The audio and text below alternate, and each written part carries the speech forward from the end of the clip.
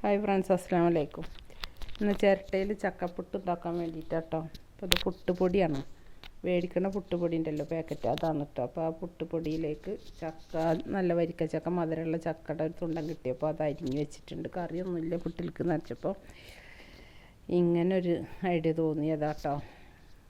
അപ്പോൾ ഇതുണ്ടാക്കി കഴിച്ച് നോക്കുമ്പോൾ നല്ല ടേസ്റ്റ് ഉണ്ടായിരുന്നു. നമ്മൾ പഴം കൂട്ടി പപ്പടം കൂട്ടിയൊക്കെ കഴിക്കണേക്കാൾ ഒരു രസം ഉണ്ടായിരുന്നു കേട്ടോ. അപ്പോൾ പുട്ടുപൊടി ആകുമ്പോൾ കുറച്ച് ടേസ്റ്റ് കൂടുതലുണ്ട് തോന്നുന്നു. അപ്പോൾ അതിലേക്ക് തേങ്ങ ഒക്കെ ഇട്ടിട്ട് ചിരട്ടയിൽ നമ്മൾ ഉണ്ടാക്കുകയാണ്. അപ്പോൾ ഇന്ന് രാവിലത്തെ ബ്രേക്ക്ഫാസ്റ്റായിട്ട് ഉണ്ടാക്കുന്നതാണിത് കേട്ടോ. അപ്പോൾ അത് ചിരട്ട വെക്കാൻ വേണ്ടിയിട്ട് ഞാൻ ഒരു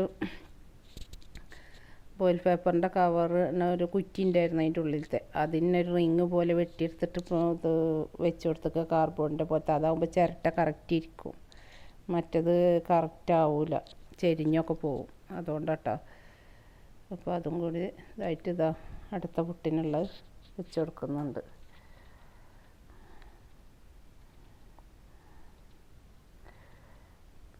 ആ കുറ്റി ഇങ്ങനെ മുറിച്ച് വെച്ചുകൊണ്ടാട്ടോ നമുക്ക് ചിരട്ട കറക്റ്റ് ആകുമ്പോൾ ഇരിക്കണത്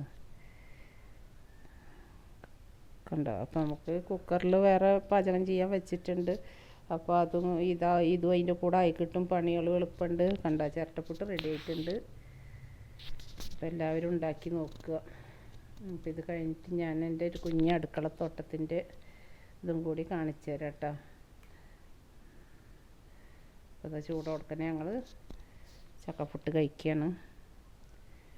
അപ്പോൾ അതാ എൻ്റെ അടുക്കളത്തോട്ടം എന്നൊന്നും പറയാനില്ല, ഒരു കുഞ്ഞ് അടുക്കളത്തോട്ടമാണ്. മുളക്, വേപ്പിൻ്റെ ഇല, വഴുതന അങ്ങനെയൊക്കെ ആയിട്ട്. മുളക് ഒരു 3 തരം മുളകുണ്ട് കേട്ടോ. അങ്ങാടി മുളക് ഉണ്ട്, അതൊരു ഉണ്ടമുളകുണ്ട്. ഇത് കണ്ടോ, ഇതൊക്കെ ഒരു ഉണ്ടമുളക് കേട്ടോ. നമ്മൾ കടയിൽ നിന്ന് മേടിക്കണ അതിൻ്റെ വിത്ത് പാകിയിട്ടുണ്ടായതാണ്. പിന്നെ വെള്ള ഉണ്ടമുളകുണ്ട്, കടലാസ് മുളക് പോലത്തെ. പിന്നെ കാക്കാച്ചീന ഉണ്ട്. അങ്ങനെ ഒരുപാട് മുളകുകളുടെ ഐറ്റംസ് ഒരു 3-4 ഉണ്ട് കേട്ടോ. വഴുതന തൈയാണ് ഇതൊക്കെ. വഴുതന ചാക്കിലാണ് വെച്ചിട്ടുള്ളത്. ഒക്കെ പകുതിയിലേറെ ചമ്മല നിറച്ചിട്ട് മണ്ണും ഇതൊക്കെ മിക്സ് ചെയ്തിട്ടുള്ളതാണ് കേട്ടോ. അപ്പോൾ അതിലേക്ക് പിന്നെ ചെറിയ തൈയാകുമ്പോൾ തന്നെ നമ്മൾ എന്ത് ചെയ്യുക, ഒരു കുറച്ചൊന്നുകൊണ്ട് വലുതായതിന് ശേഷം പച്ചക്കറിയുടെ വേസ്റ്റൊക്കെ ഇട്ട് കൊടുത്തിട്ട് ഒരു വിധമായതിന് ശേഷം പിന്നെ അതിൻ്റെ മീതെ മണ്ണും കൂടി ഇട്ട് കൊടുത്താൽ നന്നായിട്ട് പൊട്ടി കിളർത്ത് വരും. ഇപ്പോൾ ഈ വഴുതന തൈയുടെ ഇലയൊക്കെ കണ്ടാൽ നിങ്ങൾക്ക് മനസ്സിലാവുണ്ടാവും. നല്ല വലിയ ഇലയൊക്കെ ആയിട്ട് നല്ല പൊട്ടിയതായിട്ട് വരുന്നിട്ടുണ്ട്. അപ്പോൾ എൻ്റെ കൃഷി രീതിയാണ് ഇങ്ങനെയൊക്കെ ഇട്ടാ. മുളക് തൈയാണെങ്കിലും വഴുതന എന്താണെങ്കിലും ഇവിടെ വീട്ടിലുണ്ടാകുന്ന പച്ചക്കറി വേസ്റ്റുകളൊക്കെ ഇട്ട് കൊടുത്തിട്ട് അതിൽ പെറുക്കി ഇതൊക്കെ വരാതിരിക്കാൻ ഒരുവിധം അതിൽ ആവശ്യത്തിനുള്ള വളത്തിനുള്ളതായിന്ന് കണ്ടാൽ അതിൻ്റെ മീതെ കുറച്ച് മണ്ണും കൂടി ഇട്ട് കൊടുത്താൽ പിന്നെ നമുക്ക് നനച്ച് കൊടുത്താൽ മതി. അപ്പോഴത്തേക്ക് തന്നെ നല്ല രീതിയിൽ വളർന്ന് കിട്ടും. കണ്ട വഴുതനയുടെ ഒക്കെ വലുപ്പമൊക്കെ കണ്ടില്ലേ. അങ്ങനെ അപ്പോൾ പിന്നെ അടുത്തതൊരു ഉള്ളിക്കൊട്ട ഉണ്ടായിരുന്നു, പച്ചക്കറി കൊട്ടയാണ്. അപ്പോൾ അത് വേസ്റ്റ് ഉണ്ടായിരുന്നു, അതിലേക്ക് കുറച്ച് മണ്ണും ചമ്മലൊക്കെ നിറച്ചിട്ട് മുളക് നട്ടതാണ്. ഈ മുളക് നട്ടിട്ട് ഇപ്പോൾ ഒരു 2 വർഷം ആവാറായി. ഇതിന് മുളക് ഉണ്ടായിട്ട് ഞങ്ങൾ ഉണക്കലും ഒക്കെ ഉണ്ടായിട്ടുണ്ട്. ഇപ്പോൾ കുറേ പ്രാവശ്യം അപ്പം നമ്മൾ വീണ്ടും ഈ പച്ചക്കറി വേസ്റ്റൊക്കെ ഇട്ട് കൊടുത്ത് നനക്കണോണ്ട് വീണ്ടും മുളക് ഇങ്ങനെ ഉണ്ടായിട്ട് വരും കേട്ടോ. മുളകിനൊരു ബുദ്ധിമുട്ട് വരാറില്ല എപ്പോഴും. പിന്നെ കറിവേപ്പിൻ്റെ ഇലയുടെ മരമുണ്ട് കേട്ടോ ഇവിടെ. അപ്പോൾ അത് ഇഷ്ടം പോലെ ഉണ്ടാവാറുണ്ട്. തക്കാളി തൈ നട്ടിട്ടുണ്ട്, അത് വലുതായി വരുന്നേ ഉള്ളൂ. പുതിന ഉണ്ട് അതിൻ്റെ കടയിൽ ഉണ്ടായിട്ട്. കണ്ടോ, കറിവേപ്പിൻ്റെ ഇല നല്ല ഇതിൽ നിന്നിട്ട് ബുഷിയായിട്ട് വന്നിട്ടുണ്ട്. അതിൻ്റെ തല വെട്ടി കൊടുത്തിട്ടൊക്കെ നനച്ച് കൊടുത്തിട്ടും മാസത്തിലൊരു പ്രാവശ്യം കഞ്ഞിവെള്ളം പൊളിച്ചത് ഒഴിച്ചു കൊടുക്കും, അങ്ങനെയൊക്കെ ആയി.